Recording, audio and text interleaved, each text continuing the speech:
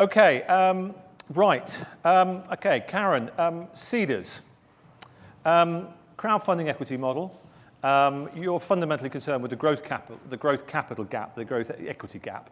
Why do businesses? I suppose what I'm interested here is a lot of people looked at crowdfunding equity and they thought startups. Yeah, and that's partly been the result of brilliant success of people like Kickstarter, over in the donations and reward funding area. And they look at it and they think startups, but do mature businesses with realistic kind of growth potential come through the crowdfunding equity, or do they go for loans, or do they go for working capital solutions? Talk us through the kind of people you're seeing. The same question to you, actually, Gonzalo, in a second, actually. Yeah, well, I think obviously seeders started looking at seed stage businesses early doors because those are the ones that needed this growth capital initially. These are the people that are too early stage for venture capitalists to really be involved. But as they started using crowdfunding to generate growth capital, they also saw another side of what actually growth meant. And it's not just about the money that comes in, but it's also about the marketing that you can do through your crowdfunding campaign. So it kind of gives a wider view of what growth means. And I think that's when the later stage businesses started to catch on, to see growth as something other than capital. And our smallest fundraise has been $9,000, $10,000 for a very early stage business. Our biggest capital raise has been $3.95 million for an established listed company. And they did institutional fundraising alongside the crowdfund. But for them, the crowdfund was the most important part because not only did they get 1,400 new investors, they also got 1,400 new customers. Absolutely. So what proportion of your current flow rate, if I look at it that way, as opposed to backward-looking numbers, forward-looking numbers, would you say are more mature companies going for many millions of pounds valuation, good business models, might not always be profit-making, sometimes they might be, sometimes they might not be. What proportion of what you'd say now is more mature? That's very hard to say, especially going forward, but we've now got a very broad range of not only those early stage businesses, but late stage businesses and a lot in between. I can't give you proportions, I'm afraid, because it just changes on just changes all the time. Yeah. Gonzalo, you probably have a lot more mature companies lurking around in your portfolio compared with some of the more widely known crowdfunding businesses. Yes, that is correct. So us at Syndicate Room, from the very beginning, from the outset, our target market was always £250,000 up to £2 million funding rounds. So it tends to be a lot later stage, and most of our companies already have revenues by the time they come to us. And it's not so much about the marketing exposure that they might gain, it's actually more about the investment proposition and having sophisticated investors on the platform looking at it. So you basically, just so everyone understands, your model is using quite often angel investors. Well, so our model is slightly different because we are an investor-led platform. So we always have typically a syndicate of business angels doing taking the lead investor or lead investor's role and effectively anchoring the terms of the investment round, so the valuation, the class of shares, etc. And then we allow the crowd to have effectively to piggyback on that and have exactly the same class of shares, exactly the same price per share as the professional investors. So what we're giving is the crowd access to these professional investments, the investments that professionals are investing in.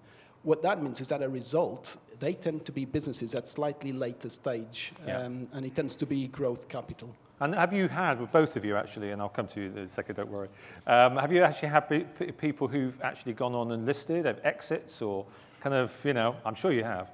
Both of you, yeah. Well, so we did an IPO on AIM back in December, 23rd of December, the Mill REIT, residential REIT that got listed, and that was, our listing. And Karen, you've had other stuff where you co-funded along with venture capitalists and exits as well. Yeah, we haven't had exits. I mean, one of our existing companies, the company that I mentioned actually that raised $3.95 million, they were already listed. So in a way, yes, they're already making investment returns because those shares are being traded. But in terms of our early stage businesses exiting, I think we've still got a few years to go yet. But on paper, certainly, they've gone on and raised more investment from angel syndicates, from venture capitalists at higher valuations. So certainly bodes well, and watch this space. James, you're a newer entrant into the marketplace, I think that would be fair to say. When you look at the growth capital gap, from a more crowdfunding equity point of view, How do you think it's best going to be filled? I mean, presumably you think that these guys over here have not got the whole market because you wouldn't be setting up what you're doing. No, I mean, I think it's a very interesting space. I mean, in many ways, we're quite similar to Syndicate Room. But I mean, I think there is a real gap. I mean, we're purely focused on growth capital. A bit like them, we focus on investment opportunities between $250,000 and $2 million. Importantly for us, all our team are investment professionals, so it's actually the deals we're putting forward on our platforms are ones that we believe in ourselves.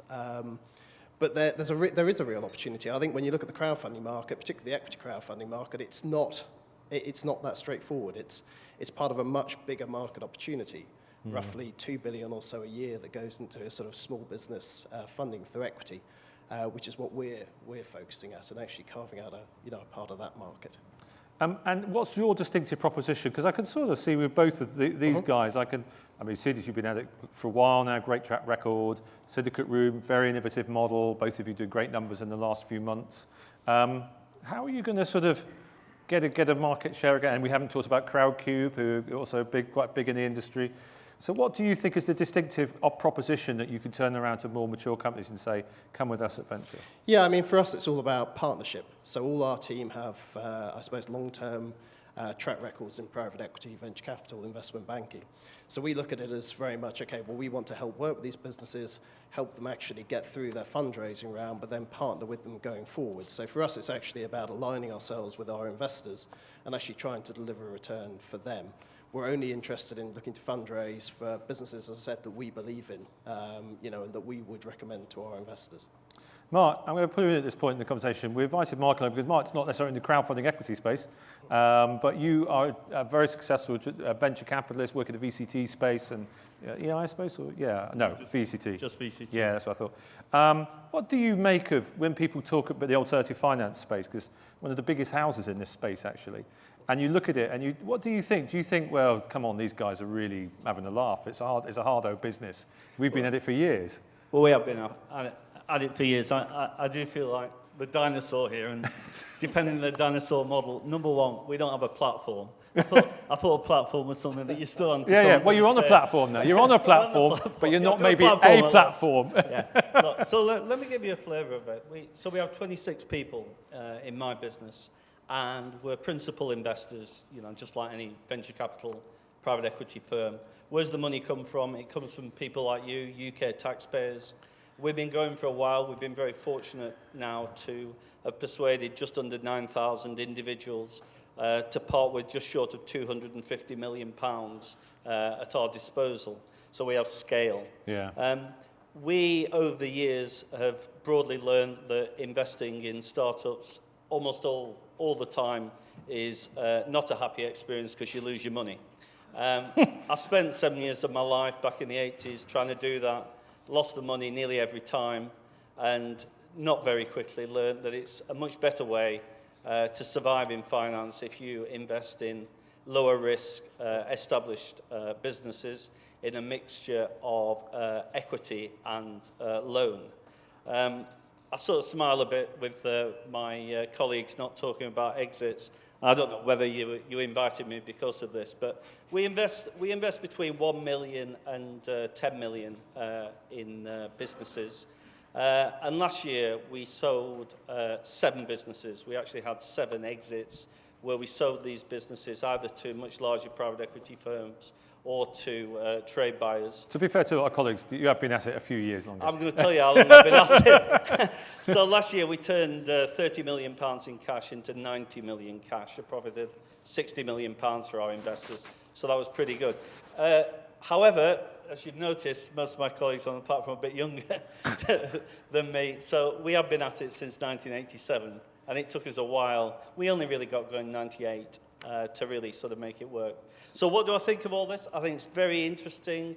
I think, obviously, it's here. You can't ignore it. There's some extremely talented and clever people doing it, but there are going to be some very heavy losses. And I worry considerably about the marketing of some of these alternative forms of finance to UK consumers.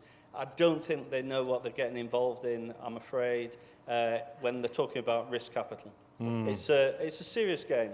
Yes, yes. If you're not, I think, the normal person in the street does not know the difference between secured lending, old-fashioned banking against assets, and risk capital, where you're providing money against a promise and some fresh air and a bit of talent. Well, just before I come back and talk to the other guys about that one, I mean, where's the sweet? I mean, I'm saying it's a loaded question. This, where's the sweet spot in lending to earlier stage growth companies? Is there a particular type of company? If there was, of course, you'd be busily investing in every single one of them because there'd be a long line of them. But are there particular types of companies that do well? No. I mean, our experience over the piece, all these years, we've been generalist investors. Yeah. So, you can make money out of retail, you can make money out of distribution.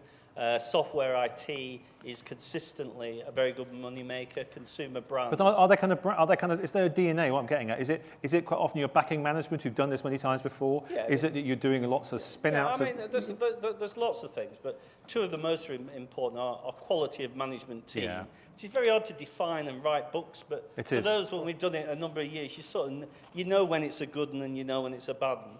And the other one is competitive advantage.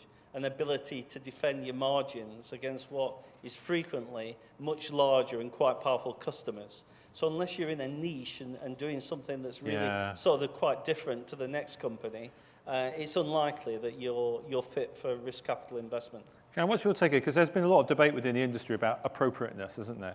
About whether or not the mass market should really be investing it. What's your take on? Should this really only be for the preserve of the very sophisticated investor? I don't agree with that. Just as a first point, I mean, the FCA has said in the recent rules that have come out on crowdfunding that you either need to be a sophisticated investor, a high net worth investor, you need to have taken advice, or you need to say that you're only investing 10% of your net investable assets. On top of that, if you're not taking advice, you need to pass an appropriateness test to prove that you understand the risks of investing in early stage businesses. Now, I agree with all of that, but I also agree that actually losing all your capital is it's a blanket statement, but it's something that also has different nuances. And I know sort of the three crowdfunding platforms on this panel at the moment all do different things to try and make sure that risk of losing all your capital is mitigated as much as possible. Now, the ways that Cedars does that is by acting as a nominee investor on behalf of all our underlying shareholders. And what that enables us to do is to enter into a professional-grade subscription agreement, which has things like consent rights, preemption rights, so that if the company wants to go off and pivot its business, issue preference shares, take on further funding, it comes to us first. And that mitigates the chance of people losing all their capital because we actually have some oversight into what the business does. So I think that's step two of what risky business and equity investment really, really means. And I think that's something that the FCA has yet to look at. Gonzalo, again, what's your take on this? Is it really just too risky for the private investor? No, but it needs to be done properly. The risk is really easy to understand. You can just lose all your money. Right? Very straightforward. That easy. I think there are a lot of underlying risks that Karen is talking about in terms of, okay, if the company actually goes well, the risk becomes you don't make your money back, that it's appropriate to the risk that you're running, right? And that's when it really gets really interesting and it gets a lot more complex and where actually the level of sophistication on investors is really important. And coming back to Mark's comment just earlier, that's why we built our model the way we did, which was, well, don't just go around and just invest into companies, invest in the companies that the professionals are investing in, because guess what? We've only been around for 18 months as a platform, but our lead investors have been around for decades and decades, and they are putting their own money in, and the crowd piggybacks on that and effectively joins the same funding round. So interesting risk control models. Again, what's your take on that risk element? Should they be investing, private investors? Well, I mean, we very much take the view this is for sophisticated and high net worth investors. We set a minimum amount where people can invest. It's set at £2,500, which we think demonstrates that you are that type of investor and you should understand the risk. But I think there's ways that we manage risk effectively at venture founders in two ways. I mean, one, we do a lot of DD on the businesses on the way in. And to your point, key for me, and goes to my background and experience, is having a management team that I believe in that can actually deliver what they're going to say they're going to do. They can have all the best idea in the world, but if you don't actually fundamentally believe that they as a team can do it, then, it shouldn't be a business that you're investing in. So we spend a lot of time with management teams getting under the skin of the business plan and trying to work out whether there is something there. And then afterwards, like Cedars, we operate through a nominee vehicle, but we have an even greater level of ongoing involvement in those businesses. We actively either take a board seat or we take a board observer role. And we really try to help those businesses because, at the end of the day, all these companies want to succeed and they need help through that. And if there's, stuff that we can bring to help them achieve that's good for everyone. And Mark, just before I'll ask you to head off to the breakout room, tempted by any of these? Do you think you'd work alongside any of them? No, I think it's. I think that's honest enough, isn't it? I think it's chalk and cheese, and it's all about getting the balance between the risk and return. You see, in the venture capital trust industry, the government gives a 30% tax break to private investors to offset the risk, and that's a judgment that's made based on sort of backing professionals. But there's a real conundrum here because people want to invest. Returns on deposit accounts, are pitifully low. We looked at this morning. So, and people are looking for yield. So, I support all these developments. I just want individuals to get a real sense of the risk that they are taking. The risks are high. Can I just make one further point? I'd just say that, whereas with venture capital firms, you have to, you're obliged to deliver a return on your portfolio of investments. I mean, some of our investors aren't just looking for a return. There are lots of people that just want to back businesses they believe in whatever shape or form. And that might not be finding your unicorn, but it might just be investing in a business, a real business, that may not, give you a 20x return, but might give you a bit of a return, and you've actually been able to give that business the growth capital it needs to succeed. Yeah, I mean, with respect, I found that, people are often attracted to investing in smaller companies. Those attractions tend to become detractions when you lose your money. The excitement bit sort of, it wears off. Well, I think there's going to... I agree, and that's why we've tried to put in place the protections that if that company succeeds, you benefit from that success. Well, I think there's going to be a good debate when they all head in there now. And I'm pretty sure my colleague Ryan is going to be picking straight up off this debate. But anyway, put your hands together for our colleagues here. They're going to be heading right next door now. Thank you very much.